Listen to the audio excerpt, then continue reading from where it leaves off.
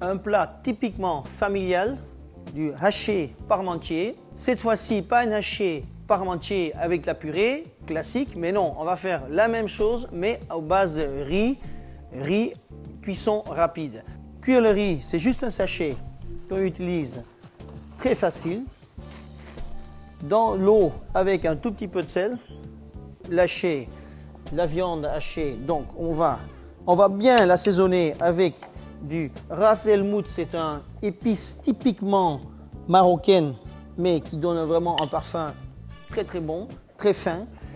Là-dedans, on va mettre un tout petit peu d'ail, un peu d'oignon, évidemment 2 œufs, ça c'est pour lier en fait notre farce. On va l'assaisonner avec du sel, poivre, parmesan,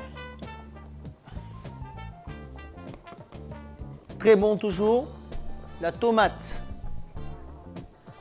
séchée, donc la tomate séchée, c'est-à-dire le style de tomate confit. On va bien le mélanger. N'oubliez pas, de nouveau pour la donner du corps, de structure, la chapelure. Très important que vous avez tous les parfums bien assaisonnés. Et je pense même à mettre un tout petit peu de ketchup aussi. La tomate, ça fait pas du mal. Voilà. J'ai pensé entre les deux de mettre quelques tranches d'aubergines et courgettes. De nouveau, il ne faut pas les colorer. Colorer, ça, il faut toujours éviter. On peut bien dorer, mais pas vraiment pas brûler. Hein.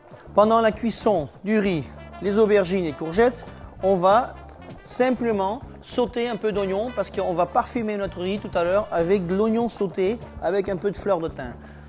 Ceci, on va bien suer dans l'huile d'olive et on met un tout petit peu de branche, juste simplement une branche de thym comme ça.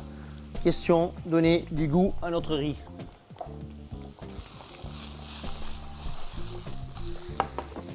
Bon, notre riz, il est cuit. Vous voyez, ça va très rapide. Rajouter avec mes oignons et l'ail.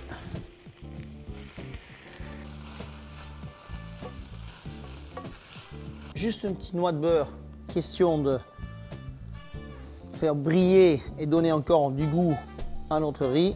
Maintenant, tous nos ingrédients sont prêts. Nos légumes, aubergines, courgettes poêlées. Le riz est cuit, très bien assaisonné. Notre haché parmentier est prêt. On va faire maintenant le dressage de notre plat. On va badigeonner notre plat avec un tout petit peu de beurre. On va mettre le riz au fond du plat. Je laisse les branches de thym. Là, on va par-dessus, on va mettre notre aubergine et courgettes.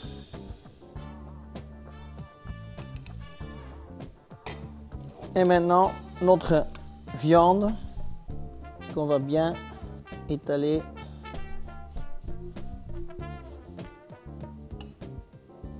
Là, par-dessus, à la fin, on va mettre du fromage râpé, qu'il soit du Emmental ou du gruyère.